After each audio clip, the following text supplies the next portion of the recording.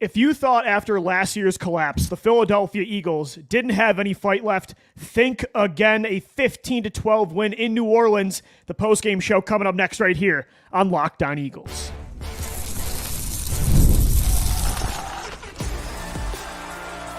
You are Locked On Eagles, your daily Philadelphia Eagles podcast. Part of the Locked On Podcast Network. Your team every day. We thank you so much for making Locked On Eagles your first listen each and every day. It's the postgame show. The Eagles are now 2-1 after a thrilling and anxiety-inducing 15-12 win over the Saints. Today's episode is brought to you by FanDuel. Place your first $5 bet. You're going to get started with $200 in bonus bets guaranteed. Just visit FanDuel.com to get started. I need a deep breath after that game. Couple of them, my friend. I tweeted like 20 minutes ago the Eagles are going to be 1-2 instead of 3-0, and it's because of your head coach Nick Sirianni. I'm freed of my curse. You now own the Camilleri Gino. jinx, my friend. Camilleri jinx is now the DiBiase jinx. But am I so happy to be wrong? This Eagles team went into New Orleans to play a 2-0 red-hot Saints team that had scored over 90 points in 2 games combined. Your defense was almost the worst statistically in every single category. You do not have A.J. Brown in this game. You eventually lose DeVonta Smith. You lose Lane Johnson and Mekhi Becton. You are down 4 starters on offense. You have a head coach that has no idea what he's doing with in-game management, fourth down decisions, when to kick field goals, penalties that are clearly because of the head coach, and you overcame all of that to win this football game in the clutch with a game-winning offensive drive and a game-winning interception. 2 and 3 weeks, by the way, for Reed Blankenship. Shout out to Reed. I was so wrong about Blankenship. If you thought the fight of this team was dead after last year's collapse, this first 3 weeks, if you're gonna take one positive out of it, there's so many negatives to take too, but if you're gonna take one key positive takeaway from this 2-1 start, it's that this fight from this Eagles team, it's not dead whatsoever. What a gritty win. I'm going to sound like an old man, but like I'm so proud of the way the players played today, man. No, I get that. I feel the same way. Defense played the best defensive game I've seen in, I don't know. Where did that come 20 from? years? They that was insane. Looked incredible. Maybe it was the 5-man front, Gino. Completely fixed the run defense. Where'd you hear that before, Lou? Yeah. And Jalen Carter, he had to be contained at the end of the game, as he should have. Jalen Carter wrecked this ball game. That defense, they kept this offense in it for 4 quarters when they continued to shoot themselves in the foot. The offense drove down the field all game long. At one point, they were outproducing the Saints like 360 yards to 90, but they couldn't get out of their own way. The defense bailed them out. Vic Fangio, that's the hero of this game, maybe.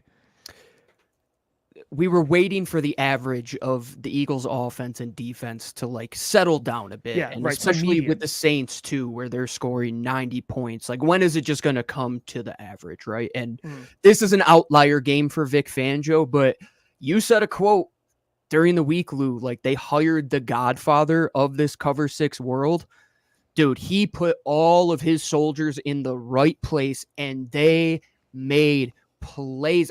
Everybody on the defense made a play. Everyone. I mean, Zach Bond looks fantastic. You have to sign tackles him today. You got to sign him right now. N'Kobe Dean looks so rejuvenated, knows exactly where to be. Quinyon Mitchell with 2 forced incompletions yet again today. Almost had Slay another pick looked 6. Unreal. Avonte Maddox, you didn't even hear from him all day, was perfect. They took away Raheed Shaheed in the long game.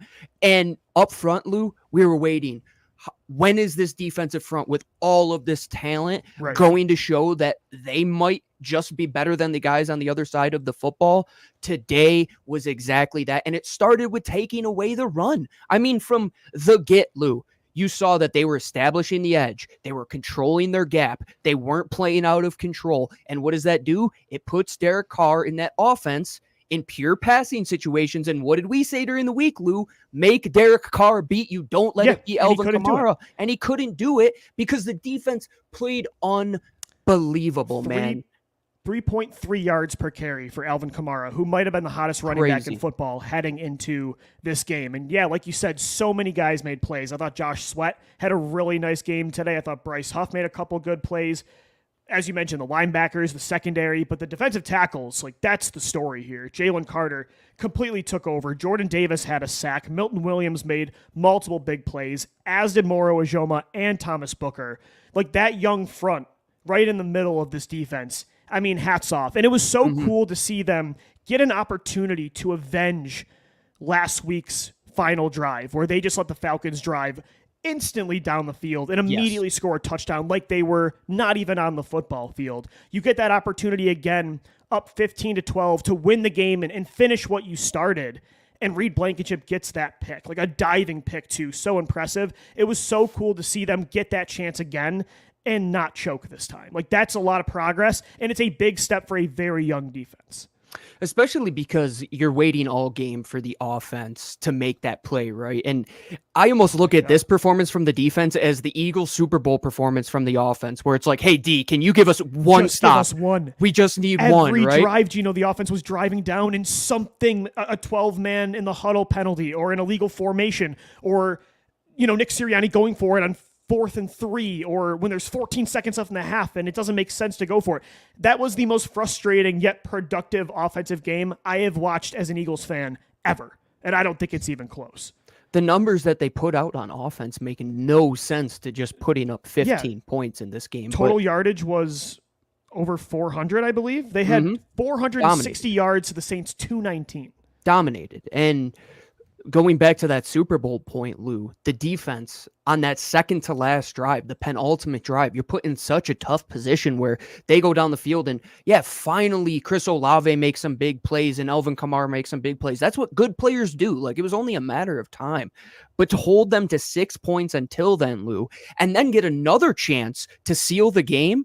It's like when a boxer's getting wobbly, right? And he got saved by the bell. The offense finally came and saved them, right? Like that was the bell, that long drive to go down and cement it with that Dallas Goedert run mesh till the cows come home, make guys mess up in the middle of the defense. One quote that I've said for the last 3 weeks with Kellen Moore is think players and not plays. That last drive, that's what it was. Magnifique, chef's kiss. You put it on the back of Dallas Goedert and Saquon Barkley and said, Saints, stop these two guys who have produced all game long, 460 yards of offense. Did they cash in the red zone? Jalen Hurts, you got to hold yourself accountable for some of those turnovers still. It's not great, but the guy goes, 75% in terms of completions, and he still has some moments where he looks good, but if this is what you can do under the most adversity, when the boat is filling up with water and you have no answers, and out goes Lane Johnson and everything is going wrong. Everything is going wrong. You're in the loudest stadium that's going when it comes to a live game at that moment, right? I mean, that atmosphere was insane. And you're in the same situation as last week when you choked. And considering what happened last year, the fact that did not get to them mentally, but the defense not only overcoming that and avenging it, but same with Saquon Barkley, who has 147 yards and the 2 go-ahead touchdowns. Jalen Hurts avenging that pick at the last minute of the drive against Atlanta to wrap up the game, driving down the field and scoring the game-winning touchdown as well, getting that ball to Dallas Goedert. Hurts, Saquon, Goedert, the defense. Everybody avenged last week's loss, and that is such a good feeling, considering this team could have rolled over and died so many times today and just said, this is just not it, because that's how I felt a lot in this football game, and they just didn't do it, and that's where I think the pride comes from that you were talking about earlier. I use this talking point on the show all the time, and it's something I learned the first week of when I got into scouting. Can a player and or coach be the reason you win because of, you win with, and you win in spite of? The players, the 53 on the field, and Vic Fangio were the reason you won that game. I'm not won crediting because the coaches at all today. No. We're going to get into that coming up, Gino. I want to glorify the players today. Absolutely. On offense, too. Saquon Barkley and Jalen Hurts and Dallas Goedert. And Tyler Steen and Fred Johnson. I was going to say, the reserves. God. Yeah, this was a player-led win. And that's what we're going to talk about coming up next right here. On the post-game show, the Eagles take it 15-12 over the New Orleans Saints to improve to 2-1 on the year. This episode of Locked On Eagles is brought to you by DoorDash. Football is finally back, which means it's time to order your favorite game day food, snacks, and drinks on DoorDash without missing a single play. There was not a chance I was getting up from that football game today. But I'm not going to lie, I was starving in the third quarter, so I ordered a chicken Caesar wrap from Wegmans. That's my stress-eating food during a game. I like to stay light, but I wanted to go with a wrap today. I'm sick of the salads. DoorDash came through to me when it mattered most. There's times I go to a friend's house for the games, and a single guy's bachelor pad, there's not a lot of food in there. That's where DoorDash comes through for you. Use our promo code LOCKEDFALL24. You're going to get 50% off up to a $10 value when you spend $15 or more on your first order. It's a limited time offer. Terms do apply. The promo is not valid for orders containing alcohol. But again, use that promo code LOCKEDFALL24 for $50 off up to a $10 value when you spend $15 or more. And if you are ordering alcohol, you must be 21 plus to order. Drink responsibly. Alcohol available only in select markets. 15-12. The Eagles take it against the New Orleans Saints, and the Eagles have been stressing us out for years in the name of victory. All the right? time. It doesn't feel like there's, since outside of 2012, like since 2017, every year it feels like every single win is stressful, especially this year so far. But I will say again, the players overcoming like that situation, I don't think people understand how tough of an environment that is to go on the road against a red-hot team. You are losing so many key players, and your coaches are holding you back significantly to still pull that game out. And then the Saints scoring that touchdown in the fourth quarter, Chris Olave, they should have just stopped fighting. It felt over at that point. DeVonta Smith's out. Jalen Hurts has to drive down, 75-plus yards with Dotson and Johnny Wilson out there. It felt lost, like hopeless. And the fact that they pulled this out on both sides, back-to-back clutch drives, is unbelievable. I'm bullish on this 2024 Eagles team. I don't know if they're going to be a Super Bowl contender because of Nick Sirianni and because of Jalen Hurts' turnovers, but I'm bullish on them being a damn good football team. Like, they are going to win a lot of games this year because of that roster. And it's really a shame because your head coach, has killed them so many times. Oh, don't let this win overshadow Nick's terrible job. Buffoonery. I'm already thinking about the next head coach, and I'm not joking. I'm thinking, how do we allow this talent to prosper the rest of the way of the season? And because this team looks special, get on the plane. The coach is going to be the reason they don't go farther than they should. It's absolutely the reason. And Jalen Hurts' turnovers, by the way, I'm not blaming Jalen. Jalen was a young, raw player in the pocket that was making significant strides in 2022.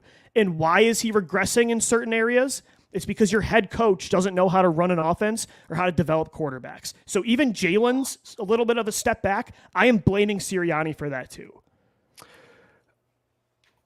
I don't even want to get angry about Nick Sirianni anymore because I said something on the postgame show last week in my rant that still holds true. If it looks like a duck, walks like a duck, quacks like a duck, and is a duck, it most literally is exactly that. And that's what Nick Sirianni has showed us, that his process, it does not work. It is broken. And the results, they speak for themselves. There is no process. What is the process? It's all hunch and vibes. Like, that's his decision-making process. Jalen still probably shouldn't have thrown that ball to DeVonta Smith. No, That's I'm not exposing him. A pre-snap read, 100%, where you got to come off of that read when. And the fumble DeVonta was terrible Smith, too. Brutal. You got to feel backside pressure in year 5. You have to. And he wasn't looking as explosive as he was at that point too. And I know it's crazy because he does things where he's rolling out of the pocket and then he goes back across the grain and does a little sidearm shot to who is that, to Jahan Dotson to keep Paris alive. Campbell. Campbell to keep a drive alive. And there were a lot of things that the players did in spite of this coaching staff. And Kellen Moore, even at the last moment, called up a fantastic drive at the end there. Let's just hit our guys that are going to make plays. I still think they distributed the ball well. It wasn't just a one-track mind to get the ball to DeVonta Smith and nobody else, which, by the way, one of the most unbelievably unsafe hits you're going to see. That's what the Saints NFL do. refs, They've always been a dirty hold yourself team. accountable. Like, absolute joke of a league if you're going to say that player safety is your number not one blowing focus. the whistle there and then literally getting a player hurt because forward progress happened 5 seconds before and you let the play keep going. And the players won in spite of all this, Lou. And I think back to that game where Malcolm Jenkins looks at Sean Payton and throws him the bird in the middle of the game because they're just running the score up on the Eagles. It could have been that. That could have been the game. I'm sorry. I don't dislike many teams in the NFL. It's not even just that dirty hit on DeVonta, but Trevor Penning like throwing Darius Slay into the bench after the play's over. Like, sweet dude, you're a like, don't be mad your tackle. GM overdrafted you, man. Like, get out of here. Yeah, the Saints today they made multiple dirty plays. I love what Jalen Carter did after the game, like just going after that team. Like, you had to hold them back, and I think they deserved that 100%. They overcame the Saints being very dirty too. I think outside of my best friend Chet, who's a Saints fan, I have nothing good to say about the Saints after this game. Like, that was just pitiful. If Peyton Turner really spit on DeVonta Smith after he was knocked out cold, like. which the video is showing that it looks like, it's just a loser mentality. And the Eagles beat them on the field. Like, they whooped them. Like, the defense whooped the Saints offense. The only reason the Saints had a chance of winning this game is because of the turnovers and because of Nick Sirianni's decision making. That's the only reason. Yeah. Like, the only reason. Jordan and that defensive line, like, hey man, you guys didn't do anything against Fred Johnson and Tyler Steen. Hats off to Jeff Stoutland, man. Like, he has all of these guys ready to go. Steen and Fred overcame adversity, man. And Becton had to adversity. I think Becton switched to right tackle, right, and Steen moved inside, and then Becton got hurt, so Fred had to come out there. Yeah, I mean, the offense, again, outside of Jalen Hurts' turnovers, and I don't want to just like throw that to the side because it's an abysmal throw and an abysmal fumble. And the turnovers in like last year coming in very bad spots in the red zone in their own territory and gotta have it situations. It's a real problem we need to watch. But, I'm still stubborn on, like, Jalen in this game again was down 4 starters on his side of the ball in a tough environment, and he went 29 of 38 for 311 yards, made a ton of plays outside of structure, on the run, back-to-back weeks of doing that, which I'm happy to see. Like, Jalen still is a special talent that is just developing a really, really bad problem, and I just don't trust the coach right now to help him out of that. And that's the long-term thing is we need a coach to get ahead of this because this is like 2018, 2019 Carson Wentz. We need to nip this in the butt before it becomes 2020 Carson Wentz. Like, that's the trajectory that we're on.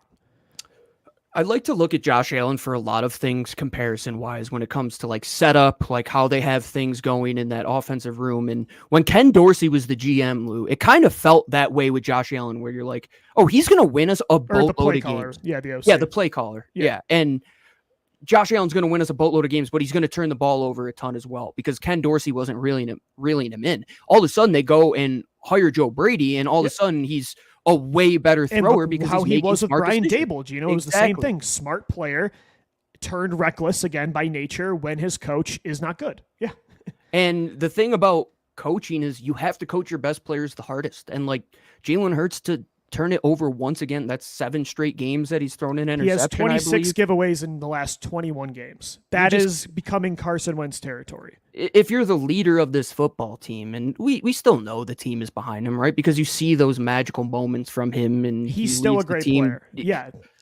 Those that hurts, man. Like that, if I'm on the bench and it's like series after series, the defense has got to be looking over and saying, dude, what's going on here? Like, we need something out of you. And this is the 3rd game, Lou, where the first 2 drives of the game, they've gotten no points. They've scored 0 points in 3 straight games. Like, you have to start fast.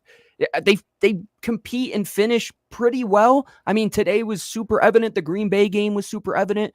You probably finish that game off if your head coach is not just going off vibes, which he has no idea. He can't tell his rear end from his elbow. The guy is absolutely clueless, drinking too much water in Jamestown when he was a youth.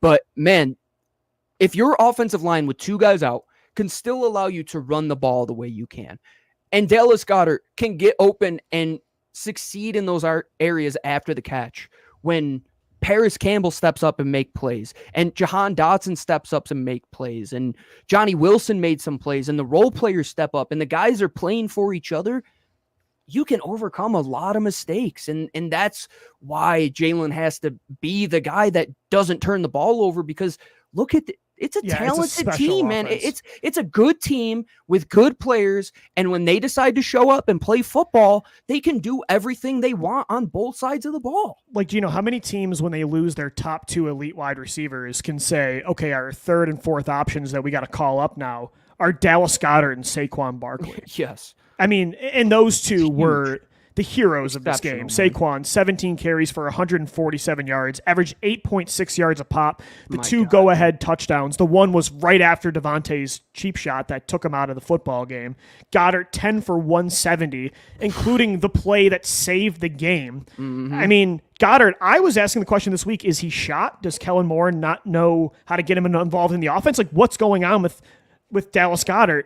We know now it had to do with Moore because Dallas Goedert clearly still has it. They finally got him involved, run after the catch in space and in the vertical game. Like, if they can get that Dallas Goedert and Saquon Barkley when A.J. Brown and DeVonta Smith are healthy, I don't know how you stop this football team. It's only Jalen Hurts and Nick Sirianni that can stop it.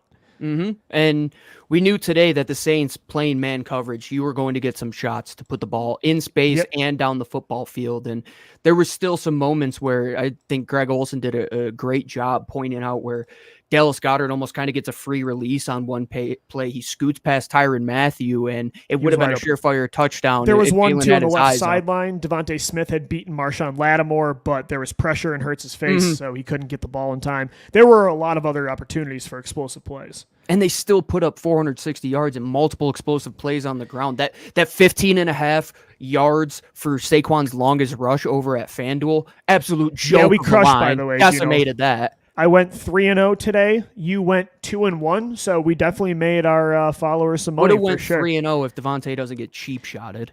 DeVonta had a great game. Let's not underrate that either. Dude, he's a star. He's a star. 3 weeks in a row where he has 7 catches. Like, he is your go-to guy in the passing game, as he should be. Yeah, we were saying, like, when is that third guy, the Jason Avant, that like sure-handed receiver, like, when is he going to step up? Well, what if DeVonta Smith could just do it all? Number 6. Like, he could just do everything, and why do we even have to try and target these guys when he's that good, man? And he did a really good job when the Saints were playing zone. He understands spacing so well, and that's why I love him in the slot. Trusts him, man. Yeah, you have to give him those two-way goes and those releases, even though when he is on the boundary, he knows how to set corners up beautifully, man. That one little kind of go route where he kind of sells the backside corner and then he dips underneath Marshawn Lattimore to push past him on the go. That is pretty route running. And Dallas Goedert, man, like 10 for 170. Why were we holding this rhinoceros in the zoo? Like, what were we doing? This guy is exceptional. I have when no you idea. give him the ball in space, and that's what you have to do.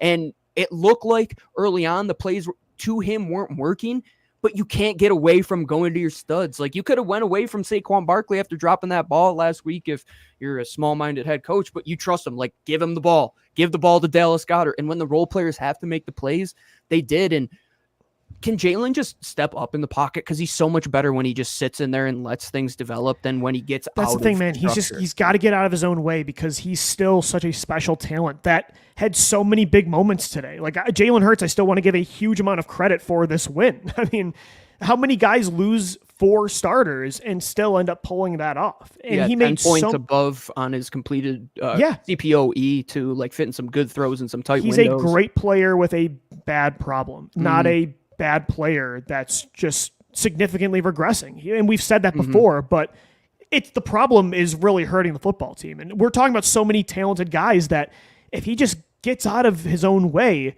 there isn't anybody stopping this offense. Even when they lose that many players, they're still this talented because Howie Roseman built this offense to be the deepest on paper in football. So that's really just the name of the game is you're 2-1. You should probably be 3-0. The only reason you're not is because of your own self-inflicted wounds, right? Because you're head coach, man. Like last week, I think the discussion got muddied with that late game Jalen Hurts interception. Is Nick Sirianni to blame? A lot of people overlooked it because they could put that talking point on Jalen Hurts. Well, Jalen Hurts overcame everything that he did wrong earlier in the game. And I'm looking at the end of the game scenarios, Lou. We are kicking a 60-yard field goal when you're up 3 points to go up, 6 points? Which you did last week, which didn't work. The first time you go for it, it was the wrong call.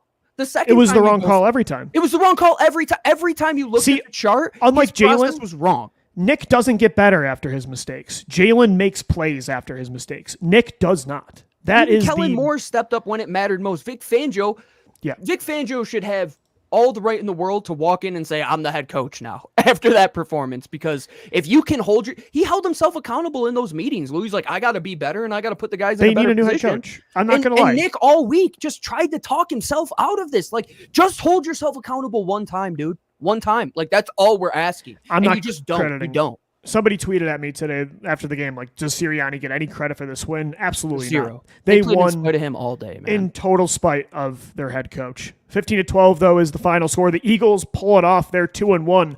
We'll wrap up the postgame show coming up next right here on Locked On Eagles.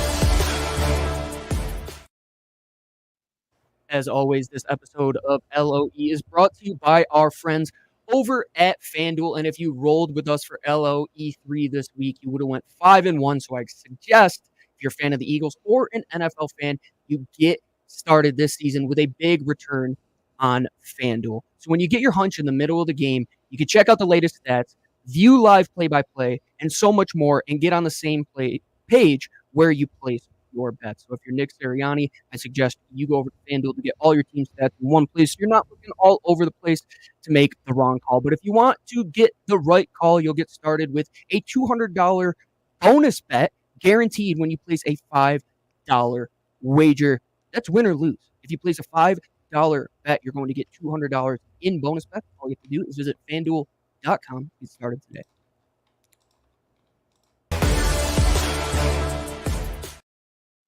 All right, 15-12, the final. The Eagles take it in New Orleans to improve to 2-1. Up next, the Tampa Bay Buccaneers, a revenge game of last year's wild card loss. Gino, taking a look at the box score today. Jalen Hurts finishes 29 of 38 for 311 yards, no passing touchdowns, 1 pick, had 25 yards on 8 carries on the ground. But the big story was Saquon Barkley and Dallas Goedert stepping up without A.J. Brown and DeVonta Smith. Saquon finishes 17 carries for 147 and 8.6 yards per carry average, 2 touchdowns, had 4 catches as well in this game.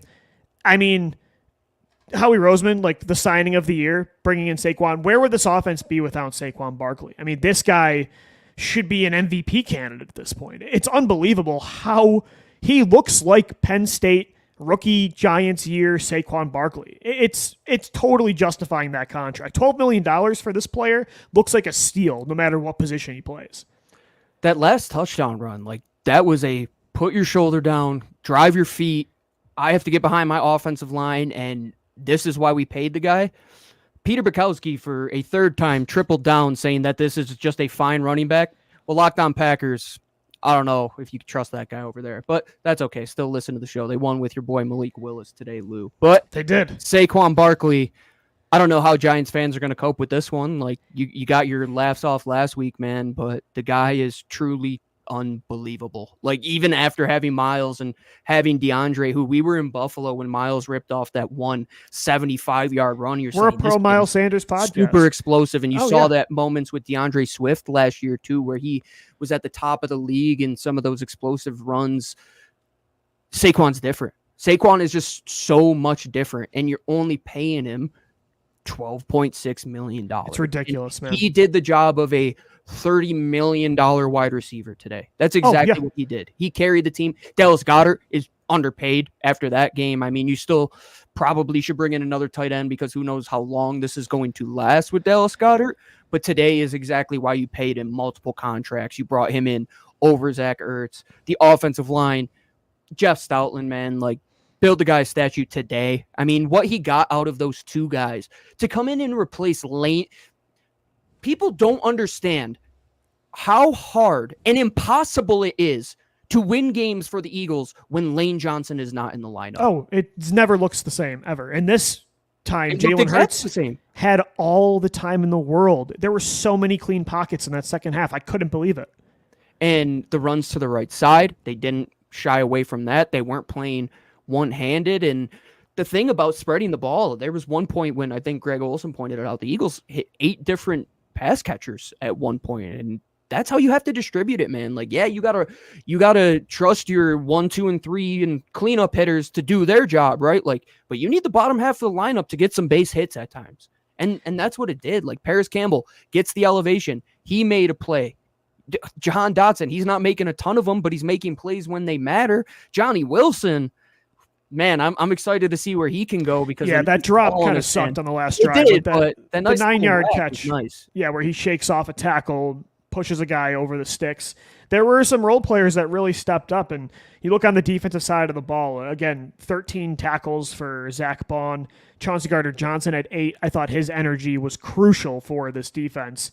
Quinyon Mitchell, 2 forced incompletions yet again. I believe he leads the NFL. He just needs to hang on to these balls and take one to the house because there's a pick 6 coming, man. Dude, the one where he swats it down, I think he didn't believe he was getting there. Yes. And it was kind of like, oh my God, this ball's here. Like, he actually threw it my way. Like, I can't believe that. Reed Blankenship with the game-winning interception. I was so wrong about Reed. I mean, 2 clutch second-half picks in a 1-score game in 3 games, Reed's a ball player. And that's why Chauncey's so important, too, because you look in those situations where they brought him up to the box in that moment. And Reed is your center high guy. Like, he's your center fielder. And when he has his eyes to the football and to the quarterback, he makes some really good play. And Darius Slay, man, like, continues to just put together a really good season as well. Him and Quinyon, I think the best 2 plays of the day both came on those Rashid. Is it Rashid? It's Rashid Shaheed. Rashid Shaheed. I keep messing it. I keep adding it as taking away. But really, he didn't know his own name today either. He maybe the best deep threat in the league after the first 2 weeks.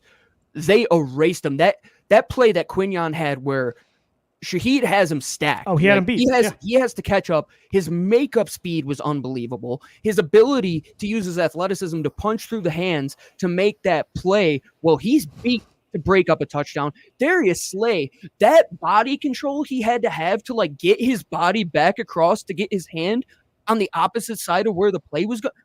That's not easy for a guy who's closer to retirement than he is his rookie year. So hats off to them. And Keely Ringo comes into the game. Even when he came in, they didn't target him. I think the game plan overall, one of your coaches put this team in a position to succeed. One put them in a rough spot for most of the game.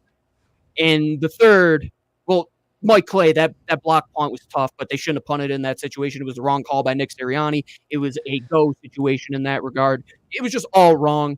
But that guy, he's the fakest smart guy on the face of the planet. Yeah. Held upwards continually and continues to do that. I think this game showed us the Eagles are a very good football team that will probably not reach their ceiling because of their head coach. Unfortunately, Gino, like I think the 2024 Eagles are going to win the division. I think they're going to make the playoffs. I can't see this version of the team.